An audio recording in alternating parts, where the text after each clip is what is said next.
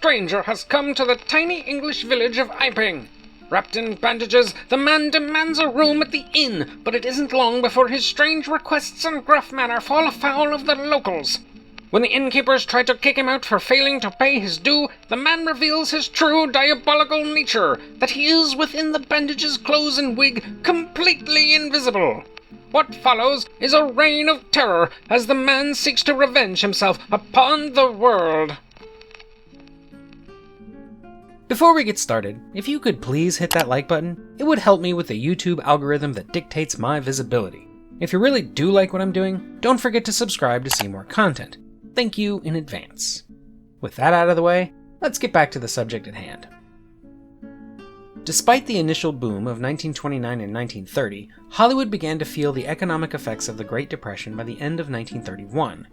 Theaters that had very recently been packed with audiences seeking an escape were now struggling to fill even a handful of seats. As a result, studios that had borrowed heavily to make the transition to sound were failing to pay their debts, and one such studio, Universal Pictures, was facing potential bankruptcy, even as it had found enormous success in iconic horror films like Dracula and Frankenstein. Hoping to ride this success to profitability, the new head of the studio, Carl Laemmle Jr., purchased the rights to H.G. Wells' 1897 novel The Invisible Man for $10,000, after rival studio MGM passed on it due to concerns about the special effects. Universal Pictures saw it as another potential monster movie tentpole, but at first, all the studio seemed interested in was the title and the ability to attach Wells' name to it. 13 different writers created scripts for the movie adaptation, but the vast majority of them had little, if anything, to do with Wells' novel. A lot of them took more cues from Philip Wiley's more recent novel, The Murderer Invisible, the film rights to which Universal had also purchased. At the time, Universal seemed to forget that in the contract signed with Wells, the author had been given final script approval for any film created under the banner of The Invisible Man. To direct the picture, Universal turned to James Whale, the man who had brought them so much success with Frankenstein and his subsequent horror film The Old Dark House. Whale, who had been a theater director in Great Britain before emigrating to the US, had first struck Hollywood gold with an American film adaptation of his successful stage play Journey's End, written by R.C. Sheriff. Due to his close working relationship with Sheriff, Whale let him take a stab at adapting The Invisible Man. Sheriff, unlike most of the previous writers who had attempted it, including Whale himself, chose to stick fairly close to Wells' novel and to all but ignore Wiley's The Murderer Invisible. Unfortunately, when he asked the studio for a copy of Wells' novel from which to work, they didn't even have one. He had to purchase it from a secondhand bookstore. Not only did Whale and Universal approve of Sheriff's eventual script, but so did H.G. Wells, and so the green light was finally given to produce a film version of The Invisible Man. For the titular star of the picture, everybody's first choice was Boris Karloff, the man who had brought life to both Frankenstein's monster and the Mummy. Unfortunately, due to his success and stardom, Karloff was getting far too expensive for Universal, which had been tightening its budget wherever possible, and the studio simply couldn't afford the salary they had contractually agreed to. Karloff and Whale also had a falling out over personal disputes that effectively ended their previously successful working relationship. Whale then had to look elsewhere, and when he heard a screen test being played in an adjacent room, he knew he had his choice. When he went to the studios with it, though, it took everybody involved a few minutes to realize he wasn't joking. The star he had found was a London actor named Claude Rains, whose Hollywood screen test was so notoriously terrible that nobody, not even Rains, thought he would ever have the chance to work in film, beyond a small role in a lost British film from 1920 called Build Thy House. However, Rains was an incredibly well-trained and well-regarded theater actor who had spent a few years teaching acting at the prestigious Royal Academy of Dramatic Art, where he'd had under his tutelage such future acting heavyweights as John Gielgud and Charles Laughton. Rains was particularly famous for his unique stage voice, which was ironic for a few reasons. For one, his natural Cockney accent was almost incomprehensible. For another, he'd had to overcome a severe speech impediment in his youth by seeking out extensive speech therapy, where he learned to roll his R's and over-enunciate his syllables. And lastly, he'd had his vocal cords permanently damaged after being gassed during his service in World War I, after which he claimed his voice took on the unique tenor he used on stage. Suddenly I realized the power I held, the power to rule, to make the world grovel at my feet. It was this voice that Whale saw, or rather heard, in Claude Rains' screen test.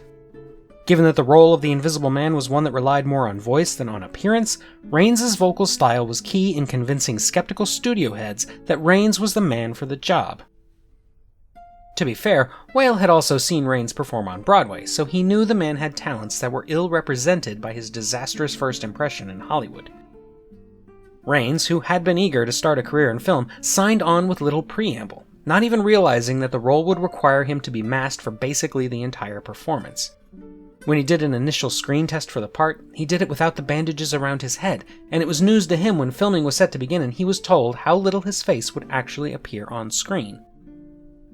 Rains was intensely claustrophobic, but he hid this fact from everyone, even as his head was encased in plaster for one particularly tricky special effect at the end of the film.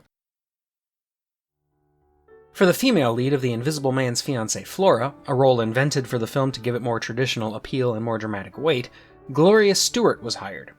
Stewart began her Hollywood career after a makeshift screen test backstage at the end of her debut performance at Pasadena's Playbox Theater, where Universal and Paramount casting agents used a coin toss to decide which studio would sign her. She had a few minor roles before appearing in James Whale's The Old Dark House, where she managed to stand out alongside an ensemble cast that included Charles Laughton and Boris Karloff. She would go on to have a very successful career, until largely retiring from acting in the mid-40s to become an artist.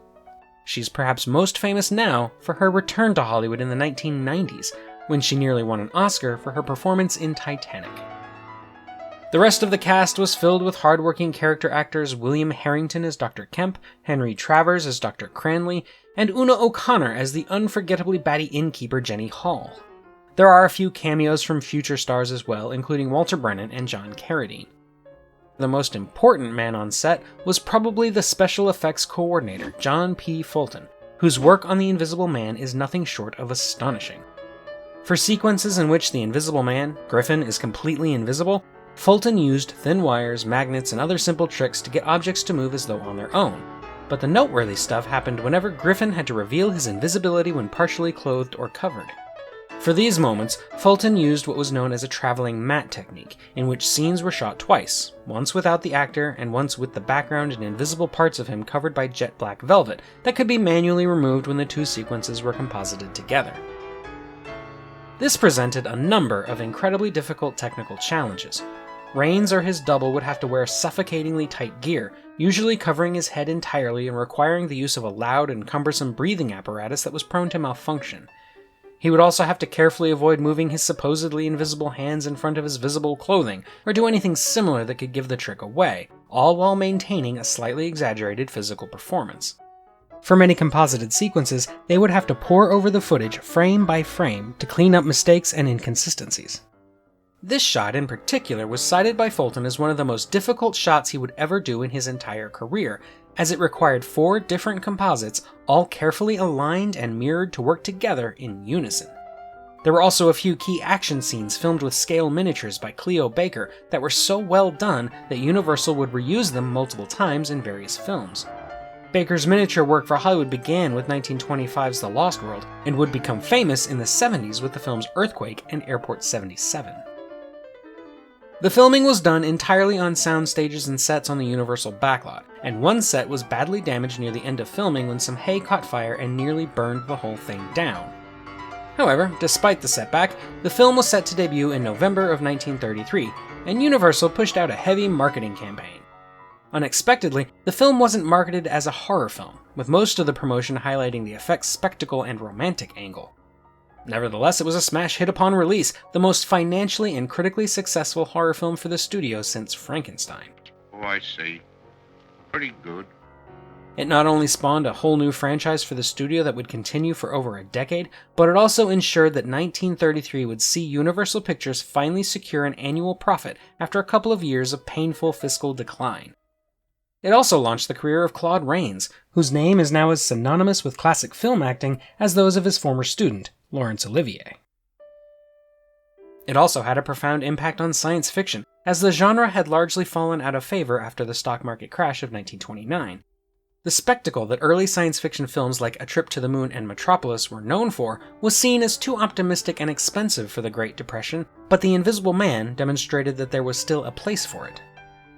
2.5 years after its release, Universal would begin debuting its ultra-successful Flash Gordon serials, inspired in no small part by the successful use of special effects in The Invisible Man.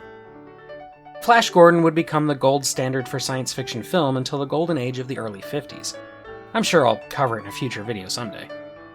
H.G. Wells, though not as down on the film as he was the previous year's Island of Lost Souls, wasn't much of a fan. He thought the film made his titular creation too megalomaniacal and ridiculous. The only bright spot, according to Wells, was the shrieking innkeeper, which he found hilarious.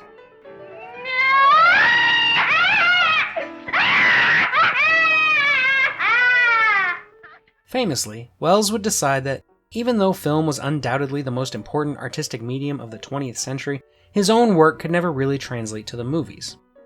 With all due respect to the author as one of science fiction's most important voices, however, I have to flat out disagree with him on that one. Though The Invisible Man is not the first film to feature invisibility, and it most definitely isn't the last, 1933's The Invisible Man is easily the best. There have been more modern attempts to dethrone it, with Chevy Chase's box office disaster Memoirs of an Invisible Man and Paul Verhoeven's notably terrible Hollow Man, and there is a new Universal monster version of The Invisible Man coming out next year from promising sci-fi director Leigh Whannell. However, it's hard to imagine that anything could possibly match the magical combination of H.G. Wells, James Whale, Claude Rains, and Universal Pictures at its horror-fueled peak. And that's all for today, my fellow Earthlings. What do you think? Is The Invisible Man unbeatable, or do you have high hopes that next year's remake will top it? If you're watching this in the future after that movie's come out, did it? Let me know in the comments. In the meantime, don't forget to like and subscribe if you haven't already, and be sure to check out my website at emcgill.com, where you can find written reviews of several sci-fi classics in both film and literature. If you want to support what I do even more, head on over to my Patreon, where you can get early access, vote on future topics, and much more. Until next time, when we'll find out if 30 really is too old, this is the Unapologetic Geek, telling you to never be ashamed of what you love. As long as you're not hurting anybody.